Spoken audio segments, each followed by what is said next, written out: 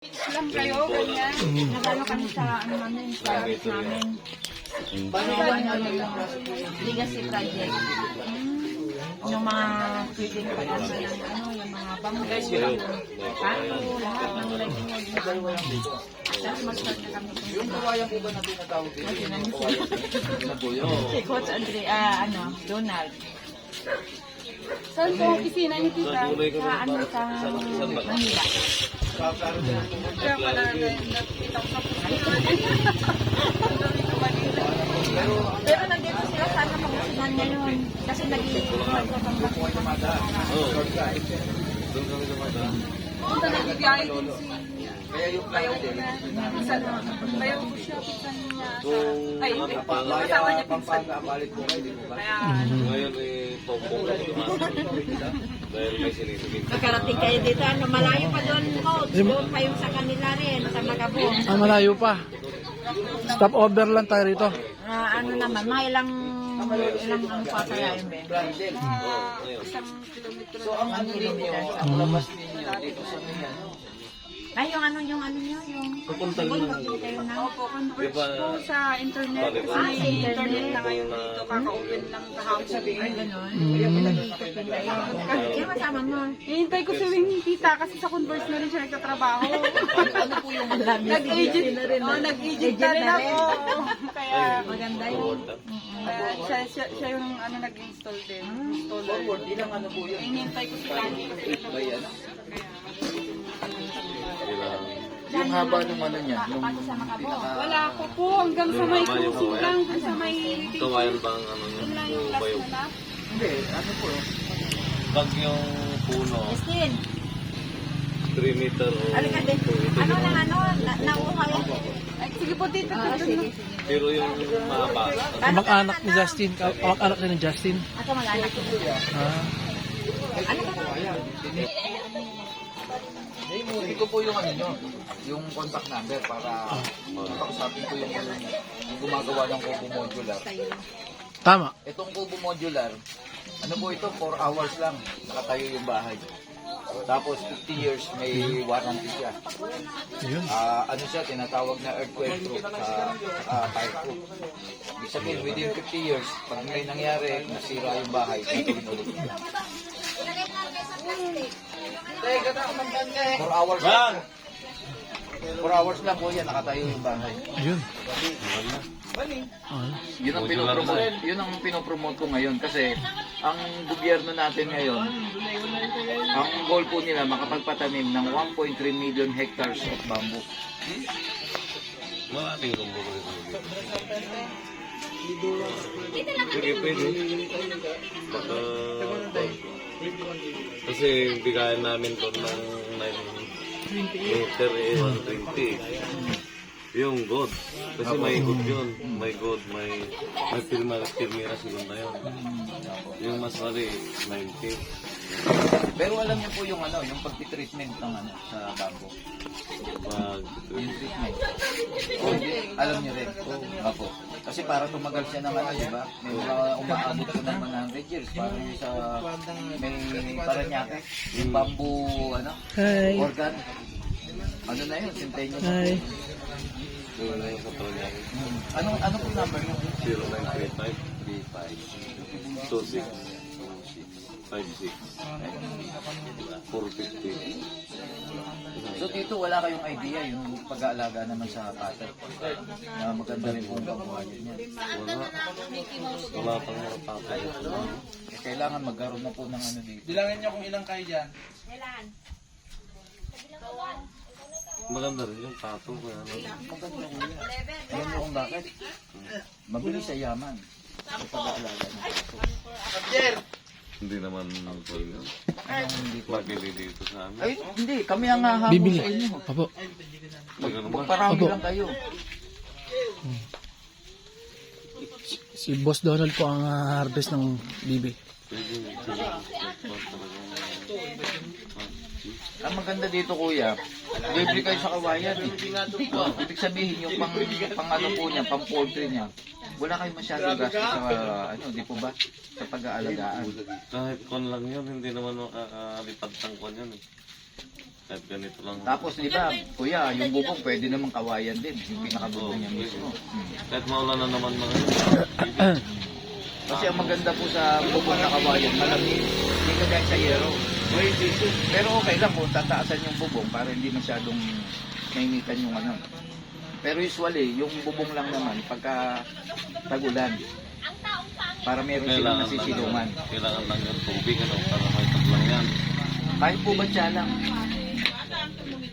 Tsaka ang talagang pinag-aanoan po ng bubong yan. Pag marami na, Yung nag-ano na kuya, yung nag-iitlog lang. Halimbawa yung hahalimhin. Para hindi siya nabubugok pagka umuulan.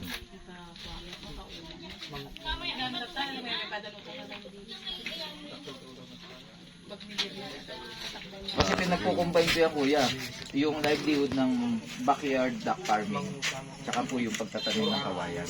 Since dito, marami na kayong kawayan, kahit hindi kayo magtanim eh. Kailangan magputol ng magputol, di po ba? Hindi, tatanim pa rin. Tatanim pa rin. Pero ang sinasabi natin dito kuya, di ba yung maturity niya, pag inabot niya at hindi pinutol, kusa siya nababali sa sanga niya. Oo. Ibig sabihin, kailangan talagang putulin para mas lalo siyang yumabong. Oo. Kasi family of grass eh. Unlike sa magtanim tayo ng puno ng mangga, pag pinutol natin yan, patay na yan eh. Di po ba? Hindi na ulit mag-ano yan eh. Yung Hindi kagaya ng kawayan, tuloy-tuloy. Tutubo yun. Alam niyo ba kuya na meron ng tinatawag ngayon na bamboo rice? Ginagawa na siyang bigas. Ay, hindi ko pa na ano yan. Maraming Bamboo bayan shoot. doon. Bamboo shoot sa China po, ginagawa na. Nakalata siya. Ang dami Maraming pong, bayar dyan sa Bulacan. ang dami pong ano. Oo, yan. Actually, eto, baka hindi nyo pa po alam. Noong 2010, si Pangulong Gloria Arroyo naglabas ng executive order. Lahat ng national schools na public ang gagamitin na po Coach, sige, sila muna mula coach. sa bamboo. Din sa panahon natin ngayon dahil sa pagkain ng karne ng manok. Bakit? Wala na pong ina-harvest ng 45 days. Alam niyo po ba, nabalitaan ko nga, sa Pampanga meron 15 days na lang hina-harvest na. 45 days po, mayroon dito. Kasi iniindika ng growth hormone. Kaya 15 days lang, harvest kagad. Kasi the more na dumadami ang fast food chain, the more na lumalaki ang demand ng manok. So since na malaki po yung demand, kukulangin sila ng supply, kaya pinapaikli nila yung panahon ng pag-harvest. So dahil doon, binobombahan nila ng growth hormone. So ang tendency nito ngayon, yun yung dahilan kung bakit yung testosterone level ng lalaki bumababa at yung estrogen level ng babae, yun naman ang tumataas. Yan, hindi alam ng marami yan. Kaya kasama po yan sa isiniseminar namin. Yung awareness campaign na tinatawag po namin. Kailan kayo ba? After ano po, after New Year, mga second week po siguro. Kasi makikipag-ugnayan na po kami sa municipality ng sa LGU po dyan para mag-discuss sa bawat mga barangay, barrio. Kasi hindi po kayang bigyan ng hanap buhay ng gobyerno natin ng milyong-milyon na wala ng trabaho, di po ba? Diyan ano na dyan nakabuo sakop na ng agno. Ibig sabihin, ang bani, tsaka agno, magkaibang Pare, municipality pa. magkaibang bayan. Ay, Magkaibang municipality. Mm. Diyan, Magkaiba, Mayor. malapit na dito yung boundary. pala. Agno na dyan. Yung kasama nyo, taga dyan, Opo, si agno, Justin. sa makabubuno. Pero hindi po kayo magkamag-anak. Pakilala lang. Medyo yata may...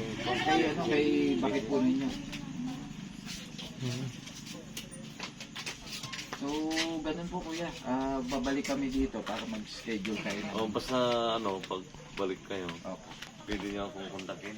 Sa loob po ba na isang linggo, ilang beses kayo nagbabiyahe ng kawayan? Kung minsan dalawa. 2 beses. Pero kaya nyo po bang diba, 5 times in a week? Ayun, wala. Mahirapan. Mahirapan. Mga 3 times yun. Ano naman ang karga namin Mga 2-8 pero Mga 3 times a week, kaya po. mahirapan. Hindi kaya. Pero marami kaming kon dito. So, ibig sabihin, hindi tayo... Maraming nagbibiyahe dyan. Okay. Dito, kahit Sige. araw-araw. Ayun. Kasi nga po, gusto kong suportahan itong Kubo Modular. Dahil ang objective nito, maiwasan na po yung pagkakat ng malalaking punong kahoy. Kasi yan ang isang dahilan kung bakit nagkakaroon tayo ng tinatawag na global warming and climate change. Di ba? So, ang objective namin dito, isulong natin na ipagbawal yung pagpuputol ng malalaking puno. Magtanim na lang tayo na magtanim ng kawayan. Tama. Kasi renewable ang kawayan, sustainable Correct. livelihood program siya. Habang nagpuputol tayo, lalo naman, di po ba, lumalawak yung ano ng kawayan. At ang maganda kuya sa kawayan, isang karakteristik nito, pag bagyo, windbreaker. Ibig sabihin, hindi tayo tatamaan ng matinding Correct. hagupit ng ano, ng daluyong ng hangin. Kung marami tayong pananim na kawayan. Oo.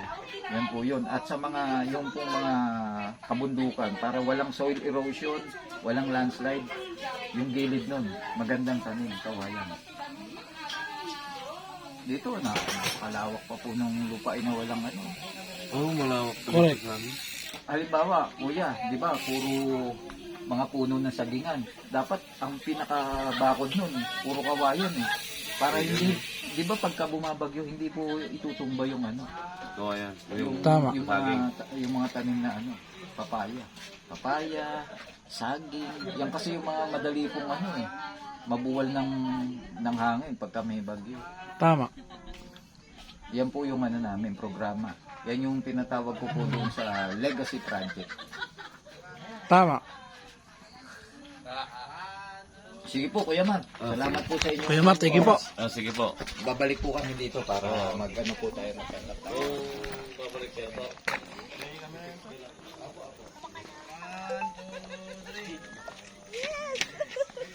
Takbo sana, hehe.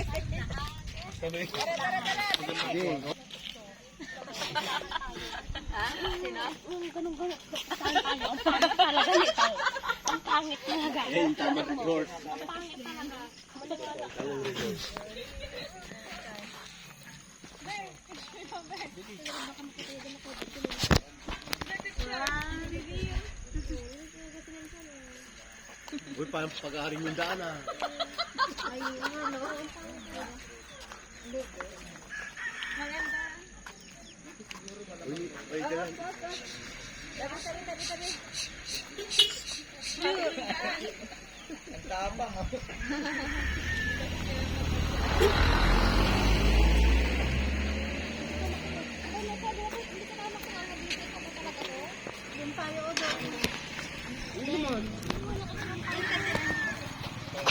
Ayun o, sunset o. Ano, coach? Oh, diretso tayo doon. Hindi, okay? Picture daw, dahil ano. May picture na kami. Coach! Ano yung? Ano sa kanya? Ano picture mo?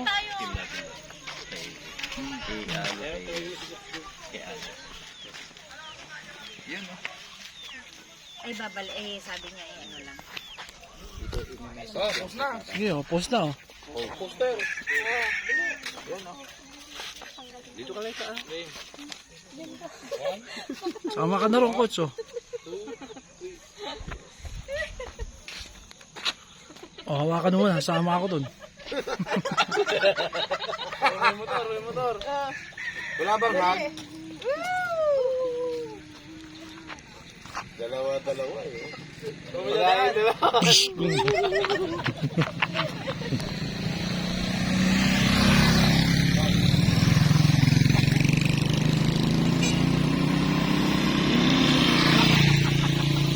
Oh, coach, sama ka dun, namakasama sa video. Sama ka na, namasama sa video. Naku, ay nakabibigpleta. Hindi kami, hindi ko! Compress.